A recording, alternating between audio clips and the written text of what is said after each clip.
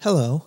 This video is a response to and an extrapolation of a conversation on the Young Turks internet show on Thursday, May 3rd, 2012. Cenk Uygur and Richard Eskow were discussing the next steps in the evolution of the Occupy movement. Both lamented the fact that, while it is conceptually powerful to have a grassroots movement with no leaders, and it can also be strategically important since its enemies are unable to target the character of a single spokesman and thus denigrate the entire platform, it also has its downside. Without coherent messages espoused by people who in some official capacity represent the protesters, it is hard to quantify OWS's specific goals, and without being able to define such goals, Occupy is too ambiguous for much of the larger public to rally behind. Long lists of grievances pale in comparison to a charismatic human voice that can articulate, educate, and debate. Eskow proposed a committee of rotating leaders, each competent to represent Occupy's message, each perhaps an expert in one of the areas of advocacy, but each unburdened from being the sole spokesman whose performance could make or break the entire operation. Their suggestion was a committee of 15 or 20 people. My suggestion is similar but larger. There should be 3 rotating spokesmen of equal stature to represent every category that Occupy would like to address. The spokesmen can be chosen by direct democracy, their positions can be chosen by direct democracy, and there can be a new lexicon term for those who generally support OWS but who dissent from the stances of one or more of the spokesmen. To keep these representatives from becoming famous enough as media personalities that the message becomes about their personality instead of the issues, the spokesman can be classified by numbers. I am spokesman number 3 from committee number 8. How many committees should there be? 33. 33 aspects of our lives that Occupy Wall Street would like to address or change. 3 spokesmen each, 99 in total.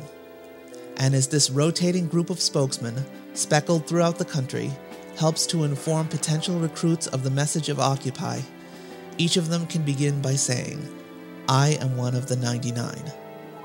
Perfect imagery, with a group still small enough to coordinate its message, but large enough to carry the weight of the populace. Here are the 33 committees I'd like to propose. The legislation in state houses, split into 2 halves of the country. Gun policy. Issues within our military and defense budget. Immigration policy. Trade policy. Education, split into K through 12 and higher education. Our judicial system and the DOJ. Issues including discrimination of race, religion, and nationality, and of women's and LGBT rights. Workers' rights. Healthcare policy. Issues focusing on renewable energy, climate change, and environmental regulations. Science and technology issues. Tax policy. Financial regulations. Housing and urban development issues. Agricultural policy, transportation and infrastructure policy, the conservation and defense of public resources, our foreign policy split into our dealings with the Middle East and with the rest of the world, civil liberties issues split into categories of the war on terror, privacy, and activism, including police brutality as it relates to peaceful protesters. Drug policy, both pharmaceutical and recreational. Issues involving the vote, including the apparatuses themselves, our electoral system in general, and voter intimidation and suppression. Campaign finance reform. And the final 3 committees will be internal ones.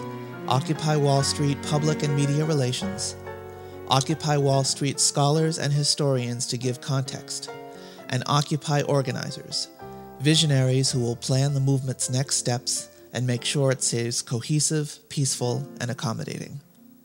The committees will not all speak at once.